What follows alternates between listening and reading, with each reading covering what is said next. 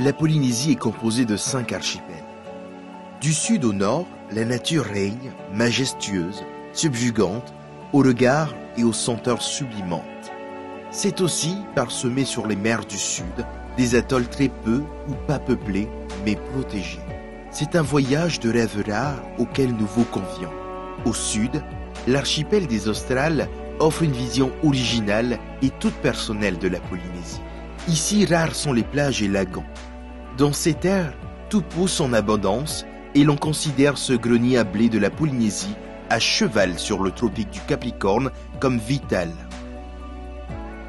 Des terres du sud caractérisées par un climat plus frais que sur les îles de la Société.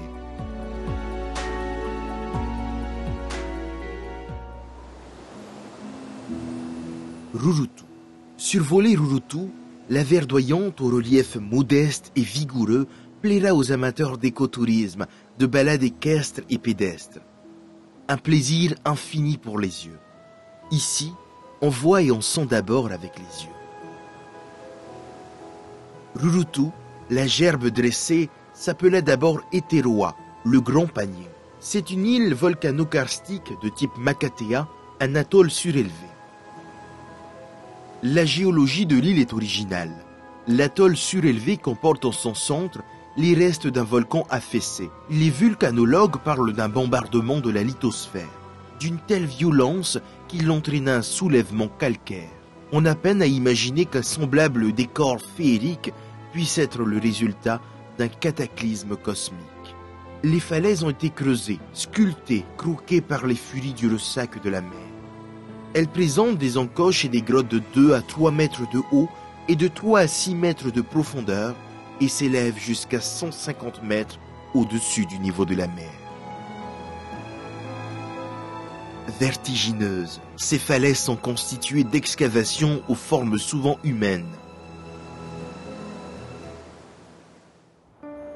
Derrière les hautes falaises, le centre de Rurutu est constitué de roches volcaniques, tufs, basalte, scories.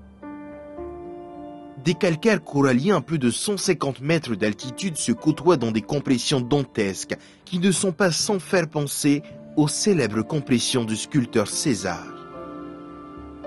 Rurutu est truffé de grottes calcaires qui abritent de nombreuses légendes.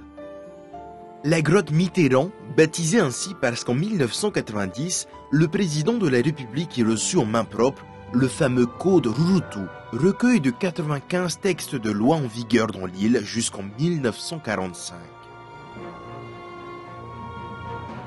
La grotte Mitterrand est une excavation très facilement accessible depuis la route sur Vitaria. Cette falaise calcaire soulevée est à 400 mètres du rivage et offre au regard de belles stalactites et stalagmites. Cette cavité servait d'habitation aux ancêtres païens qui y priaient leurs idoles. Sur la façade est de l'île, la gueule du monstre, située à flanc de la falaise Toarutu. Cette grotte dessine la mâchoire d'un tyrannosaure prêt à happer des guerriers venus de la mer. Heureusement, figée dans le temps, cette mâchoire de basalte se visite en empruntant le chemin qui longe la falaise. Rurutu est souvent balayé par les alizés qui descendent vers le sud et les nuits peuvent y être très fraîches. Rurutu est aussi un généreux jardin d'Éden. On y trouve à profusion café, mandarines, bananes, goyaves, citrons, mais aussi litchi, ces fruits juteux au bon goût sucré.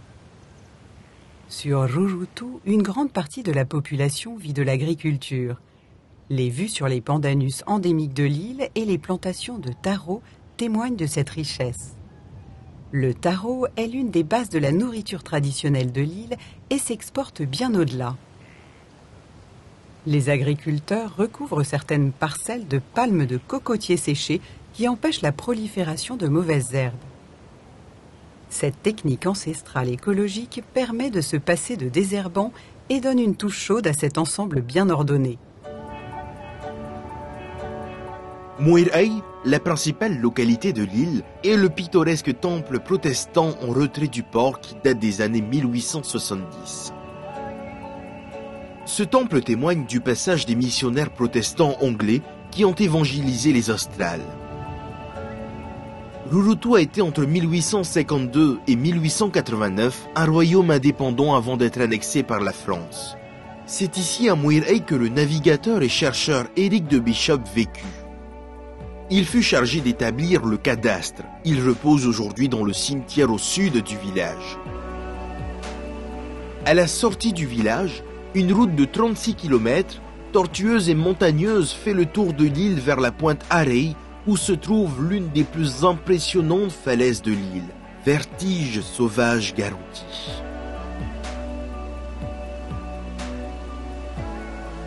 Une fois dépassé la pointe Arey, le relief s'adoucit et un itinéraire de randonnée fascinant glisse sur le sentier.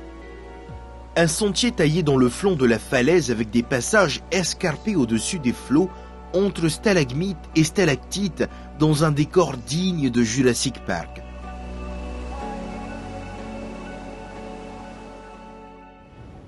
Après le village d'Avera, le Maratararua au milieu d'une cocoterie s'étend sur le site sacré de la dernière famille royale de Rurutu. Un royaume qui disparaît en 1889 avant une annexion en 1900 par la France. Mais l'éloignement fait que les habitants de Rurutu ne deviendront français qu'en 1946. Nous longeons les falaises de l'île avec ces troupeaux de chèvres sauvages qui gambadent librement sur les contreforts.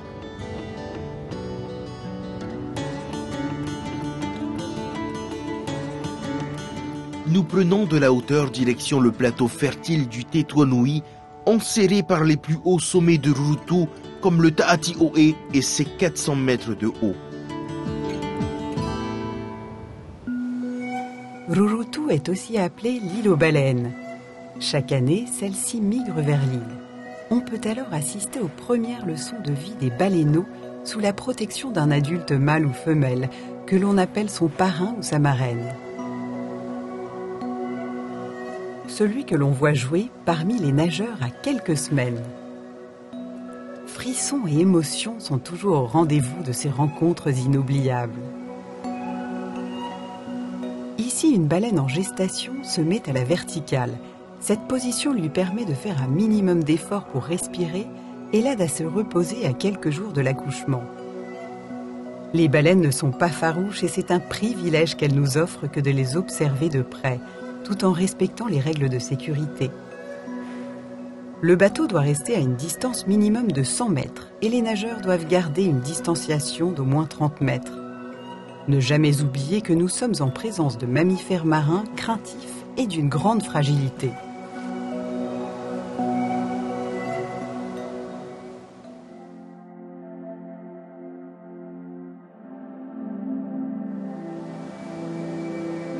Tubuai, la belle endormie, la belle oubliée, ou plutôt qu'il faut mériter, désirer.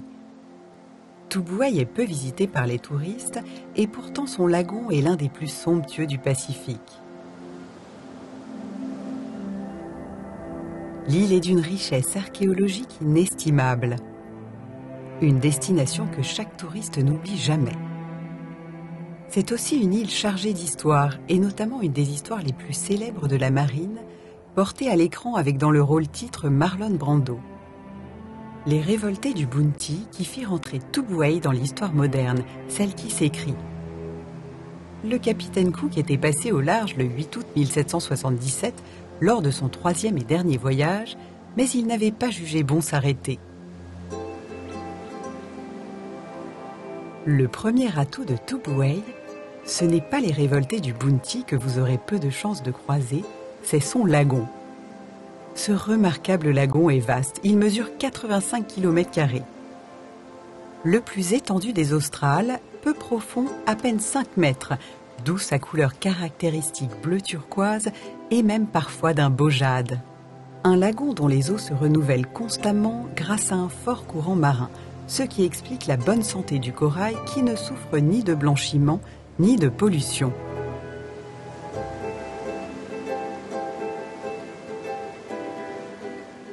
Ces couleurs sont comparables à celles des plus beaux lagons de Polynésie, comme Maupiti, Raivava ou Burabura.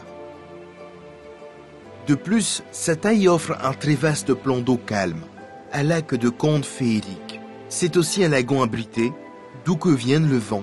Le lagon reste parfaitement à l'abri de toute vague. Voici 8 magnifiques motus qui sont les habitats des cocotiers. Et le sable est d'une blancheur qui touche l'irréel d'une caresse élégante. Tubuai a d'autres attraits. Son climat frais, les pluies abondantes, la terre d'une prodigieuse fertilité, la largeur de ses plaines côtières permettent aux habitants de vivre en parfaite autarcie et sans souci de subsistance. Pommes de terre, carottes, choux, litchis, papaye, bananes, pastèques, melons. Des richesses produites par cette terre-mère si généreuse pour ses enfants.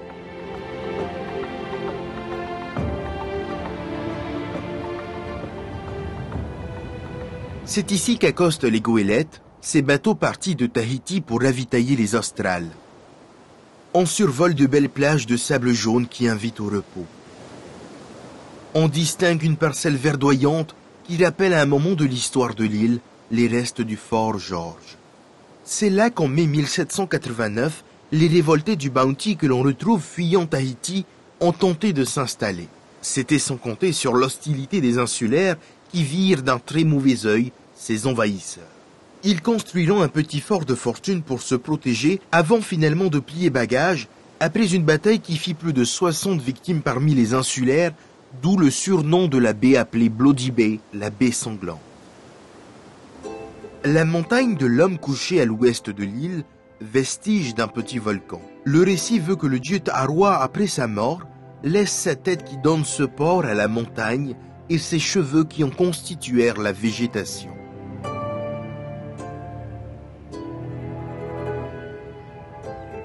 Au centre de l'île, l'ascension du mont Taita'a et ses 422 mètres ne présentent pas de difficultés particulières.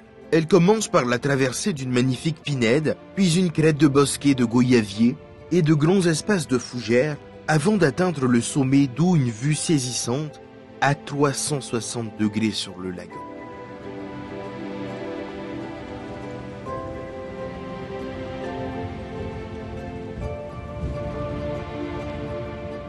Le vaste lagon avec ses 85 km² protège totalement l'île.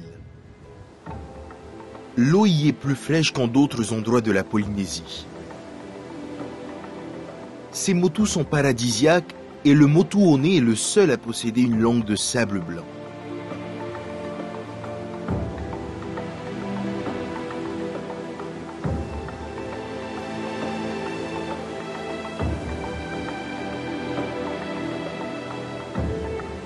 Le motu Ofai, une pluie de roches volcaniques assemblées en un îlot que quelques plantes grasses sont venues orner de vert. Ces roches volcaniques ont la même composition et forme que les roches du sommet Taita'a.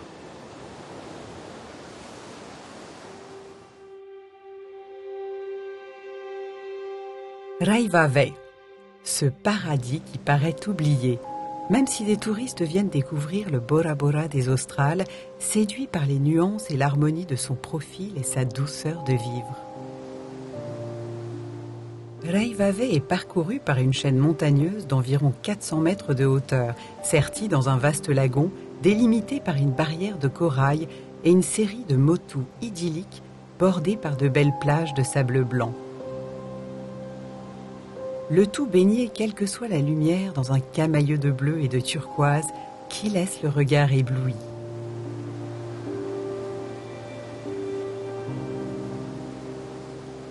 L'île, avant ses contacts avec les Européens, comptait 3000 habitants considérés comme des navigateurs hors du commun.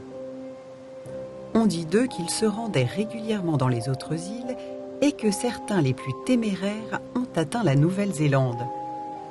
Au bout de l'île, à l'est, un motu haut de 60 mètres.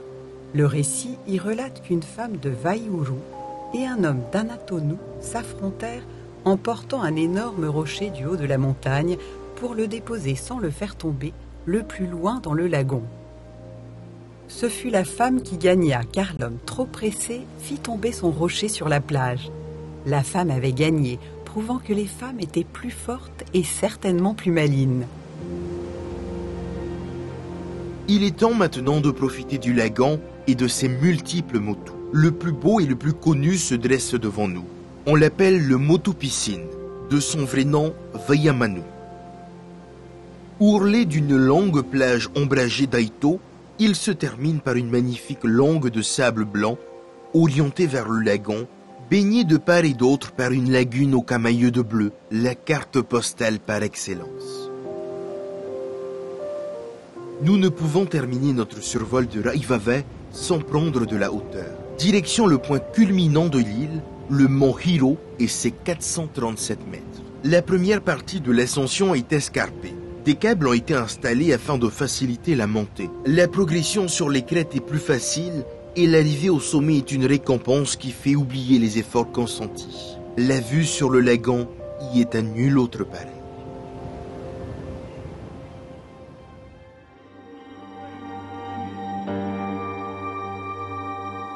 Nous survolons le plus déroutant des archipels polynésiens. Sous nous, c'est un chapelet de 77 atolls qui se déroule à fleur d'eau.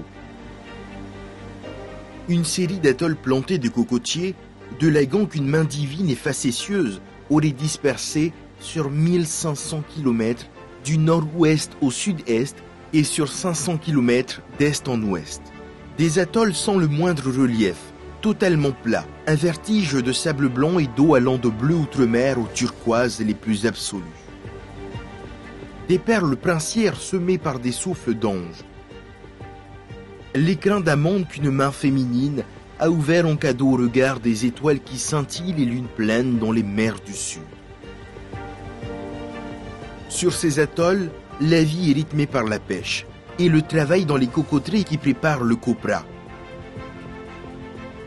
La venue des goélettes de ravitaillement et les arrivées d'avions de touristes sont des événements toujours bien accueillis et qui permettent aux habitants de disposer de denrées et de matériel utiles pour la vie sur l'atoll. Les échanges avec les touristes sont à la fois économiques et culturels. Cet équilibre respecte la biodiversité et les coutumes. Les habitants y étant très attachés, l'écrin ne peut se refermer.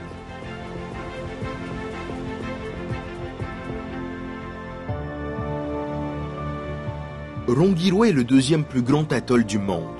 Il est si grand qu'il pourrait contenir l'île de Tahiti. Il est impossible d'un bord de voir la rive opposée. Rongiroa porte bien son nom, qui veut dire en langue locale « ciel immense » ou « vaste ciel ». Tellement juste, car ici, le ciel et la terre se confondent dans l'immense camailleux de bleu. Rongiroa se compose de 418 îles, dont seulement 2 sont habitées en permanence. Le village de Tiputa vaut le coup d'œil avec ses maisons soignées. Un sentiment qui n'est pas qu'un sentiment donne l'impression d'un grand calme, d'une vie paisible où chacun vaque à ses occupations, sans stress et en harmonie avec ce qui l'entoure. Rien ne presse, le jour se lève et la nuit vient. Le soleil et la lune éclairent immuablement de leur bienveillance ce joyau polynésien.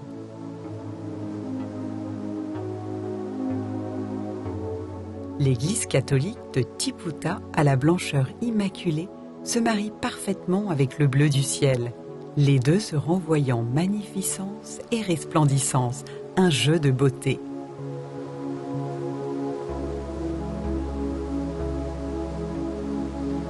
Pour accéder au lagon, la passe de Tiputa est une des plus accessibles.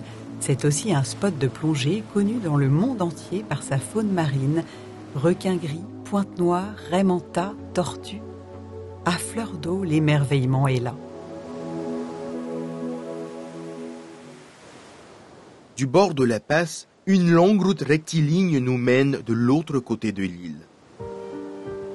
Le Kiora Resort, un des plus beaux hôtels de la Polynésie, avec des bungalows dont 10 sont sur pilotis, plantés dans une mer d'émeraude, où le doux ressac nocturne vous bercera de rêves d'anges marins. Suprême raffinement, l'établissement dispose d'une mince plage de sable blanc artificiel, un luxe rare à Rongiroa.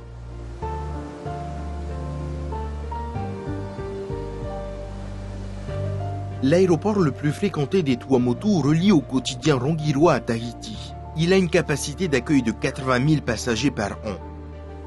Il est le second en termes de fréquentation après celui de Papeete. Avatoru est l'autre localité de l'atoll. Église et commerce animent le quotidien à Langui. On y trouve une curiosité pas très loin de Avatoru, un vignoble. Un vignoble que l'on imaginerait dans le sud de la France ou en Bordelais. Sous les tropiques, un pari osé. Plusieurs hectares ont été plantés là. Les obstacles n'ont pas manqué. Embrun, parasites, absence de saison, mais finalement, 3 cépages ont pu faire souche. Les vendanges se font 2 fois par an avec 40 000 bouteilles de ce vin de Tahiti, c'est son nom, surprenant selon les œnologues et qui ne ressemble à aucun autre. Un miracle polynésien. Au bord du lagon, 1001 roches coralliennes dont l'esthétique n'est pas sans rappeler des armées de guerriers samouraïs en mer de Chine. Une armée qui veille depuis la nuit des temps au respect des visiteurs de ce site sublime à la beauté fragile. Rangiroa et ses vestiges de coraux que l'on visite les pieds dans l'eau. Une déambulation très appréciée des touristes. Le lagon est pour les habitants une préoccupation de tous les jours. C'est un lieu qui respire, nourrit, un lieu d'échange fertile entre la mer et la terre. Des promenades y sont organisées mais sous le contrôle de guides qui veillent au respect de son environnement. Un site est particulièrement apprécié des touristes. Appelé le lagon bleu, promesse de beauté, un récif corallien qui délimite une piscine naturelle à la limite de la couronne récifale, un lagon dans le lagon. Les fonds de faible profondeur et les patates de corail permettent des plongées faciles et agréables et toujours dans le respect de l'environnement.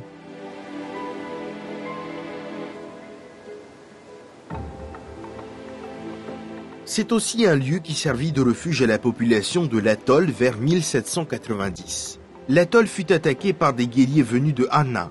Ces guerriers redoutables ont détruit les villages et les habitants de Rangiroa durent fuir leurs voisins qui leur reprochaient une trop belle prospérité. Les survivants furent accueillis à Tahiti et à Tikehau et ne purent regagner leur atoll qu'en 1821. Quelques années plus tard, les premiers missionnaires arrivent sur l'île, introduisant les cocotiers pour la culture du copra, ces cocotiers qui sont comme des broderies vues du ciel. Le lagon se transforme parfois en nurserie. Ici, on observe ces jeunes requins pointe noire dans ces piscines de faible profondeur qui les protègent des prédateurs, bien souvent leurs congénères adultes.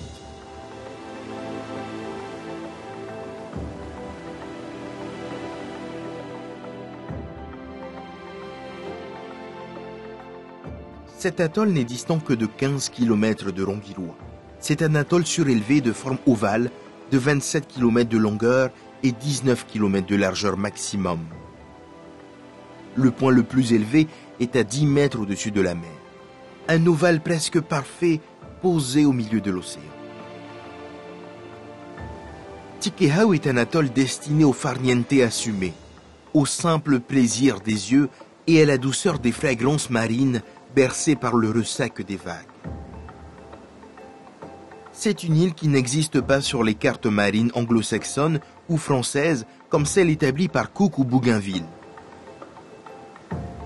C'est un navigateur russe en route pour l'Alaska qui fut le premier Européen à voir l'atoll le 25 avril 1816. Otto von Kotzebue le baptise Krusenstern, du nom d'un grand explorateur russe qui fit halte aux Marquises au tout début du XIXe siècle.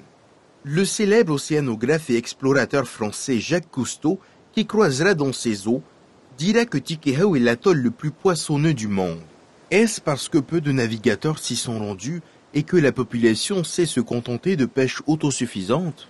Mais c'est un fait que les poissons y prolifèrent. Cela n'empêche pas les habitants de Tikehau de cultiver des parcs à poissons. Ainsi, ils régénèrent et équilibrent l'écosystème.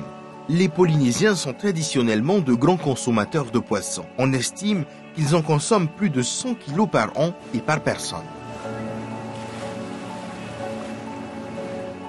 Nous survolons la seule localité de l'île, Tuherahera, un village au bord du lagon, 3 rues principales égayées de rongées de cocotiers, de bougainvilliers et d'hibiscus.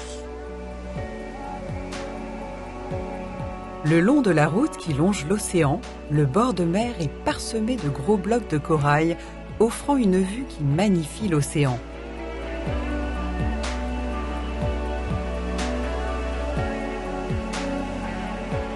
Côté lagon, de belles plages s'offrent à nous, où sont installées la plupart des pensions qui accueillent les visiteurs. Nous y dégusterons des plats avec des poissons en sauce ou grillés. Après le plaisir des yeux, celui des papilles gustatives.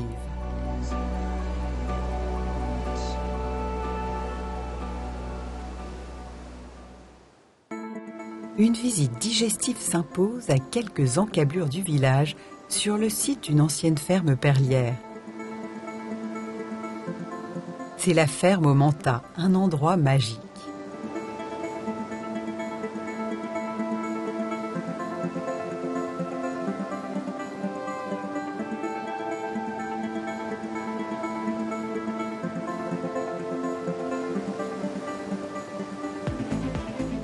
Sur le Motu Pu'arua, l'île aux oiseaux. La particularité de cette île, c'est qu'elle est située en plein milieu du lagon.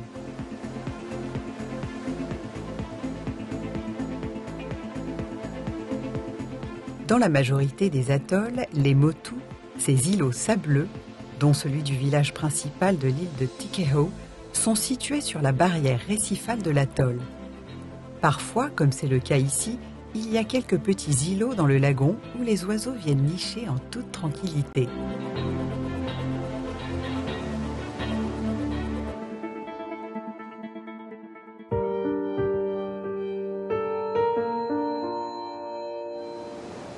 Fakarava est un paradis naturel devenu une réserve de biosphère de l'UNESCO depuis 2016. La reconnaissance d'une beauté naturelle unique et protégée. Le lagon de Fakarava est long de 60 km. Près de 2 heures sont nécessaires en bateau pour joindre le nord au sud.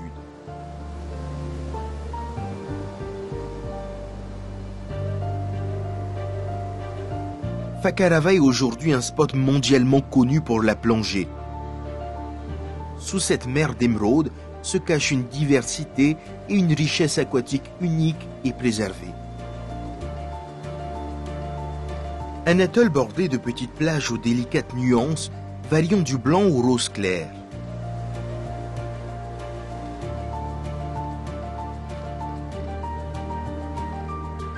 Le village de Rotoava regroupe l'essentiel de la population et une balade à vélo permet d'admirer et d'écouter les vagues qui se fracassent sur le récif côté océan.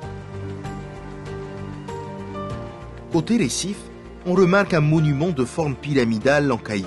Il s'agit de l'ancien phare de Taputavaka, édifié il y a 80 ans, et la plage en platier qui se trouve juste derrière ajoute à la magie du lieu. Fakarava, c'est aussi l'atoll aux fermes perlières qui se visitent.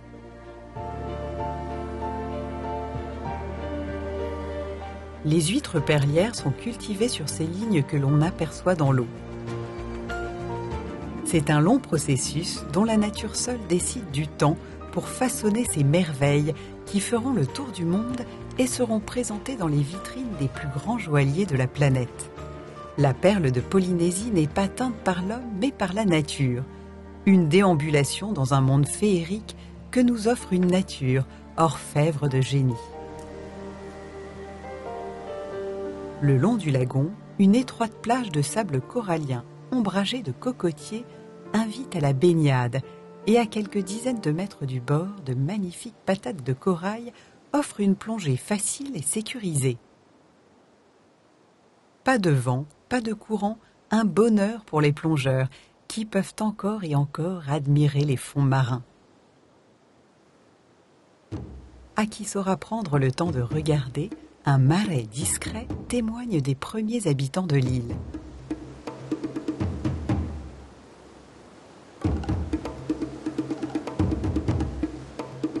Du nom de Tahiri Vairau, un grand guerrier qui devait surveiller la passe nord de l'atoll il y a 300 ans. Les embarcations qui voulaient entrer dans l'atoll devaient s'annoncer par un cri de guerre précis, à la manière dont était exécuté le chant. Le guerrier reconnaissait ami ou ennemi, et si le chant était faux, les intrus étaient capturés et donnés en pâture aux nombreux requins de la passe ou étaient torturés et mangés. Autant dire que l'on réfléchissait à 2 fois avant de s'engager dans la passe. Aujourd'hui, la passe nord dite de Garoué est plus accueillante et les plongeurs se régalent de ses eaux transparentes. C'est la plus grande de Polynésie. Une visibilité exceptionnelle qui permet d'observer des requins, des dauphins, des thans, des barracudas. La richesse de Fakarava est telle que l'on poursuivra la visite vers un motu au nom prédestiné, le lagon bleu aussi appelé Motu Tehatea. Un émerveillement pour les yeux. Il s'agit d'une lagune intérieure avec de jolies bandes de sable corallien. Un autre miracle de la nature à Fakarava, c'est le lagon vert qui, sous certaines lumières, prend des teintes émeraude pastel.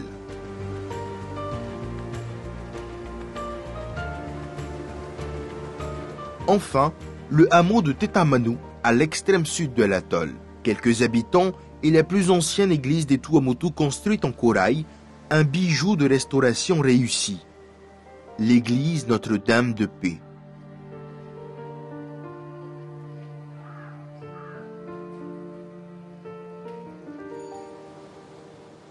Totalement isolée, la plupart des habitants travaillent pour les 3 pensions du village et se fournissent en électricité grâce à un groupe électrogène. Ici, nous ne sommes pas au bout du monde, mais à son commencement, a dit un jour un touriste à un habitant.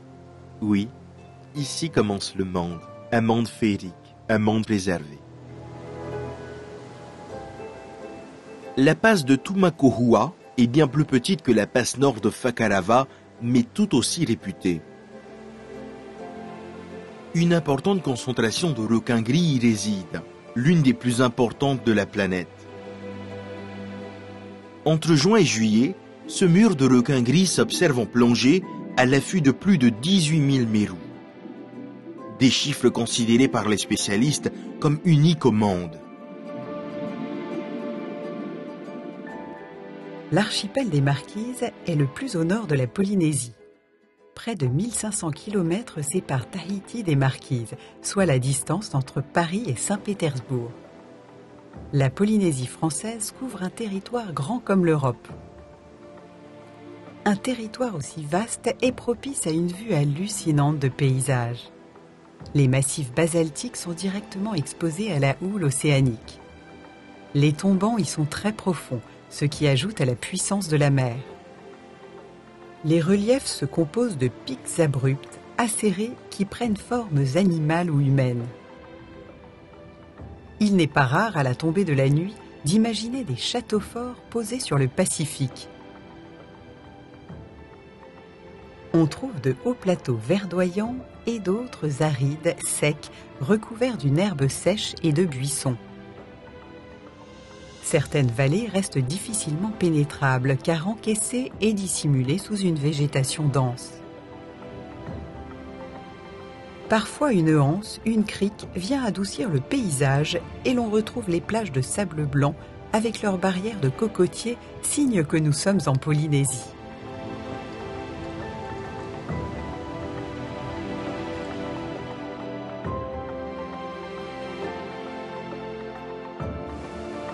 Nukuhiva est l'accès le plus simple pour aborder les Marquises.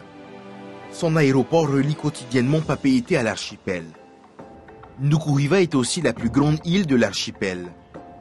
C'est une île volcanique formée par la crête émergée de volcans éteints depuis 2 millions d'années.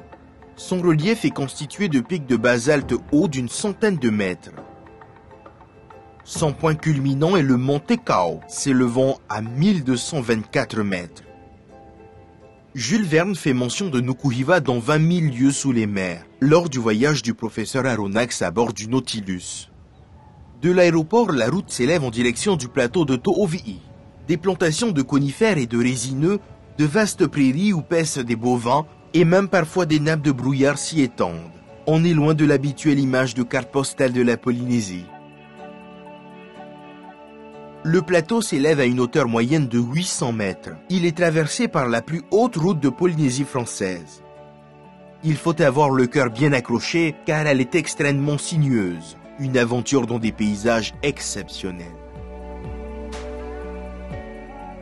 La route descend vers Taiohae, la capitale des Marquises, installée dans une baie en demi-cercle de près de 3,5 km et surplombée par les 864 mètres du mont Mouake.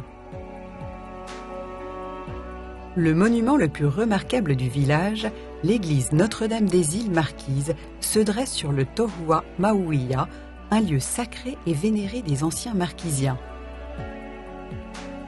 L'église a été construite avec des matériaux provenant de toutes les îles de l'archipel. En face, on ne peut manquer le plus grand tiki du Pacifique. Il mesure 12 mètres de haut, une œuvre d'art contemporain qui représente les cultures marquisiennes inaugurée en 2017.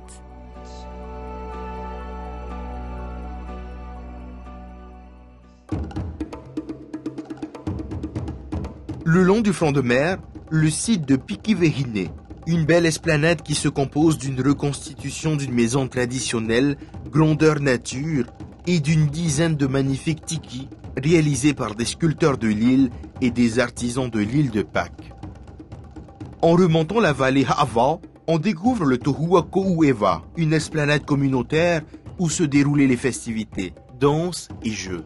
90 mètres de long sur 30 de large, ce site appartenait au guerrier Pakoko. Lors d'un affrontement avec les Français, ils l'ont tué à 5 avant d'être arrêtés, puis exécutés. À proximité de Taiohae, la mythique et mystérieuse vallée de Hakaui. Un des sites les plus grandioses de Nukuhiva, la vallée de Hakaui se découvre par la mer avec d'un côté de la plage une rivière enserrée dans des murailles verticales de 800 mètres de haut, flanquée par endroits d'excroissance en forme de pain de sucre, grandiose. Aujourd'hui presque inhabitée, hormis une ou deux familles, elle était autrefois le fief du roi Temoana et de la reine Vaikeku. En suivant la rivière, on atteint la cascade Vaipo, haute de 350 mètres. Elle se déverse à pic dans une vasque à travers une étroite gouttière naturelle, plus ou moins importante selon les saisons. Fraîcheur et frisson garantis. Mais la sécheresse réduit souvent les cours d'eau et la cascade devient un filet d'eau. On raconte aussi que ce sont les pins caraïbes qui boivent toute l'eau des rivières. Direction Taipei. C'est là, dans cette vallée, qu'Herman Melville, le futur auteur de Moby Dick, a déserté son bateau qui faisait relâche à Taiohae. Il y séjournera 3 semaines. Il en tire son premier roman, Taipi. Il dira du lieu « Les jardins d'Éden, s'ils s'étaient révélés à moi, ne m'auraient pas enchanté davantage. » La vallée recèle de nombreux sites qui attestent de la présence humaine. On estime qu'il y avait au XVIIIe siècle, avant l'arrivée des Européens, 3 fois plus d'habitants qu'aujourd'hui. Le site de Kamuihei est le plus spectaculaire, ne serait-ce que pour l'ambiance étrange qui se dégage de cet amas de gros blocs basaltiques couverts de mousse. La présence d'énormes banians renforce cette impression. De l'autre côté de la route s'étend un autre tohua restauré, celui de Tahakia et quelques pépins. Ce site était celui du clan du guerrier Keikahanui.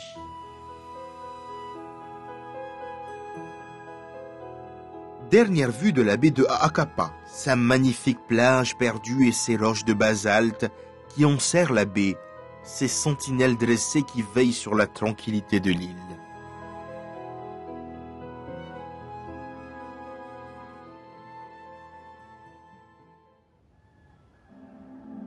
Wapao, le palais des contes où vivent des fées qui de leurs baguettes magiques inondent de bienfaits cette île des Marquises, plantée sur un socle volcanique.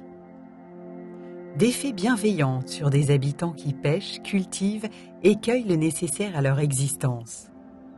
Wapao et ses 12 pitons de basalte qui s'élancent vers le ciel à plus de 1000 mètres d'altitude ont des airs de donjons ancrés dans la voûte céleste. Juste auréolés, des nuages qui les entourent presque en permanence. Wapao est ainsi une île mystère pour le navigateur qui la découvre au petit matin. Le mont Oave et ses 1230 mètres renforcent cette impression avec ses roches ciselées de couleur bronze couvertes de verdure.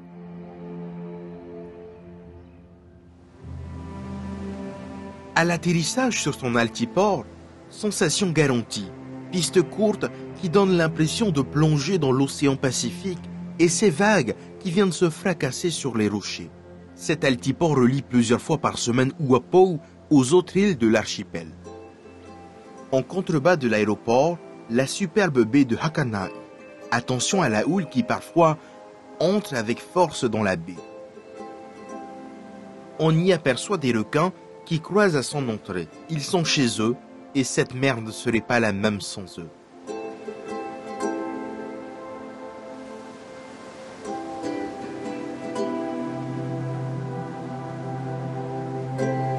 La route s'élève, direction Hakahetau. Ici, c'est l'ouest polynésien dans la plus pure tradition western. Plateaux arides, secs, battus par les vents. On y contemple des chèvres en liberté.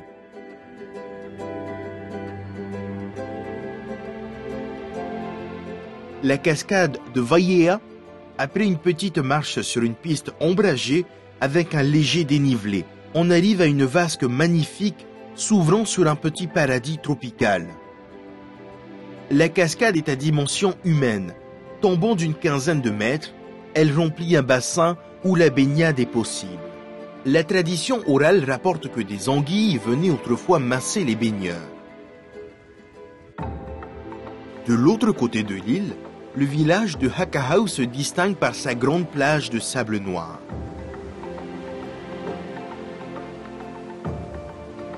C'est là que la goélette qui ravitaille l'île arrive et après une manœuvre spectaculaire s'arrime au quai.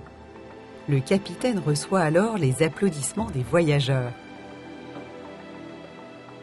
Dernière vue du village au centre, un pépé restauré récemment.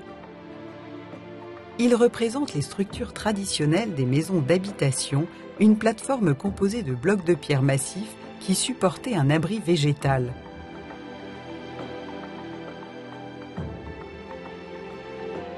Nous survolons une croix blanche qui surplombe la baie et Hohoi, un petit village au bout de l'île où le temps semble s'être arrêté. Mais est-ce le temps qui s'est arrêté ou alors ses habitants qui en maîtrisent l'horloge ? Le désir est fort d'imaginer qu'ici l'homme est le maître du temps. Notre destination est le Tohua Mauia, situé dans la vallée de Hoho. Il a été restauré par la commune pour le Festival des Maquis en 2009. Sa particularité, 2 cours perpendiculaires ont été aménagées alors que, d'habitude, le Tohua n'en comporte qu'une seule. Ce plan a été probablement choisi par les anciens pour aménager de l'espace dans un lieu plutôt escarpé. La plage de Galets, dite aussi de la plage des Galets fleuris. Avec un peu de chance, vous en trouverez. Ils font la réputation du village. Il s'agit en fait de monolithes dont la cristallisation prend la forme de fleurs de couleur ambre ou verdâtre. Les sculpteurs en font de splendides tikis.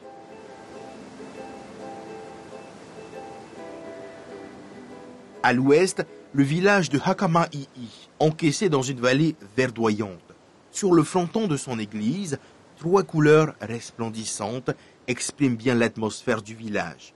Le bleu du ciel, le jaune du soleil, le rouge de la vie.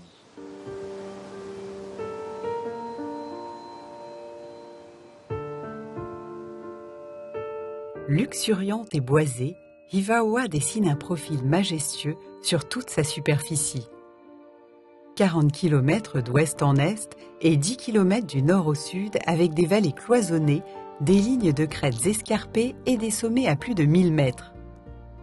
L'île ne compte que quelques routes, ce qui renforce son aspect sauvage et préservé.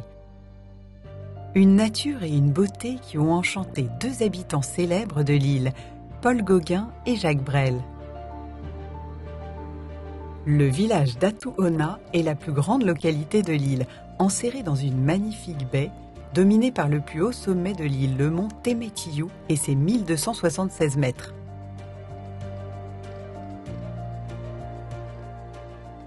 Au centre du village, 2 musées rendent hommage aux 2 célèbres hôtes de l'île. Paul Gauguin était à Hivaoa au début du XXe siècle. Il y a peint parmi ses œuvres les plus marquantes.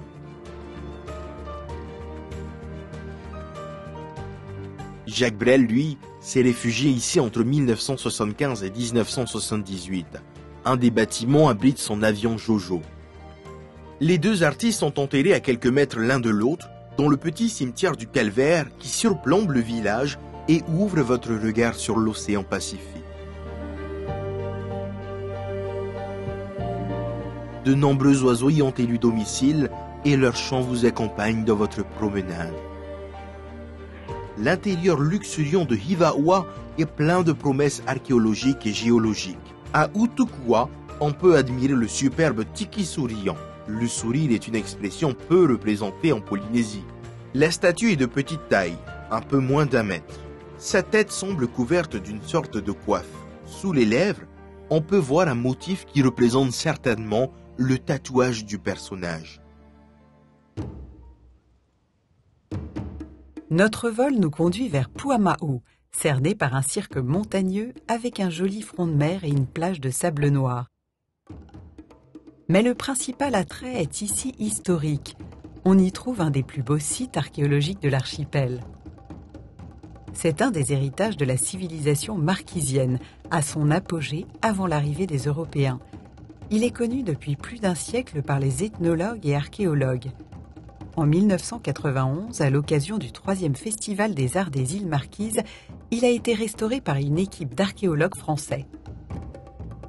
Lipona est un immense meae, sanctuaire religieux, qui couvre près de 2 hectares et sur lequel vous pouvez admirer les plus grands tikis de Polynésie française. L'ensemble est constitué de 5000 mètres carrés, de terrasses sur 2 niveaux, sur lesquelles nombre de papas, de pavages, de sculptures et de pétroglyphes sont disséminés. 5 tikis monumentaux ainsi que plusieurs petits gardent les lieux. Ils sont pour la plupart taillés dans du tuf volcanique rouge ou gris, extrait d'une carrière toute proche ou du piton de Toea, qui domine l'ensemble. Relativement bien conservés, ils ont été redressés et placés dans leur position supposée d'origine. Le plus imposant est le tiki Takai'i et ses 2,67 m qui porte le nom d'un chef guerrier réputé pour sa force. Massif, la tête carrée et le regard grave, il vous toise de manière puissante et assurée. On connaît aujourd'hui néanmoins l'histoire de la création de ce meae. La vallée d'Ipona était autrefois habitée par la tribu des Naiki, dirigée par 3 nobles qui avaient établi leur résidence. Lors d'un combat avec une tribu d'une vallée voisine, ils capturèrent le chef de Hanapa'aoa et le sacrifièrent. Les clans des différentes vallées s'allièrent contre les 3 nobles pour les expulser de Puama'u. Victorieux, ils firent construire ce meae sur leur lieu de résidence. Nous longeons la côte, direction la magnifique baie de Hanayapa, avec sa plage de galets noirs et quelques pirogues à balancier. Le rocher que l'on aperçoit au milieu de la baie est appelé Tête de Nègre. Notre tour de l'île nous amène pour une dernière étape au hameau de Ta'aoa, dans la baie du même nom. Au loin, un étonnant motu rare aux Marquises, le motu Anake'e.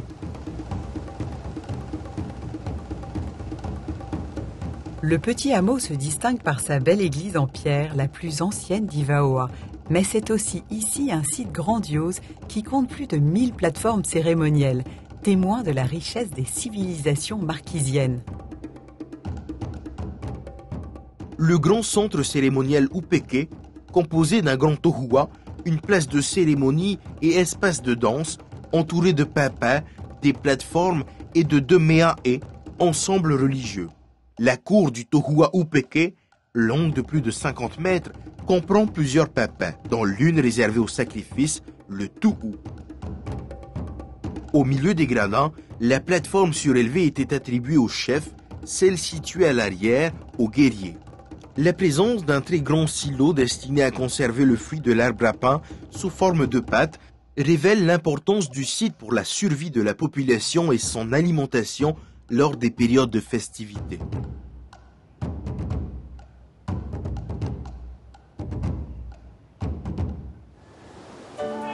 Tahuata, l'île sœur de Hivaoa, qui veut dire l'aurore. Tahuata est la plus petite île habitée de l'archipel. Mais sa petite taille n'en fait pas moins une île riche d'histoire. En 1595, l'espagnol Mendaña fut le premier occidental à aborder l'île qu'il baptisa du nom du saint du jour, Santa Cristina. Le navigateur espagnol jeta l'ancre dans la baie de Vaitahu, qu'il nomma Madre de Dios. Et ce fut aussi ce jour-là qu'il attribua le nom à l'archipel, le seul qui fut resté, Las Marquesas, les marquises en français. Enfin, en 1842, c'est ici que l'amiral français Dupetit Thouars fit signer au chef Lotete un traité de rattachement à la France. Conscient qu'il venait d'être victime d'un marché de dupes, Lotete se rebiffa et la rébellion fut matée par les Français. Beaucoup de valeureux guerriers y perdirent la vie. Aujourd'hui, ces farouches guerriers, défenseurs de ce grand jardin paradisiaque, accueillent par des colliers de fleurs les touristes, et les nuits marquisiennes résonnent des magiques parfums suaves de la terre des hommes, le Fénois et Nata.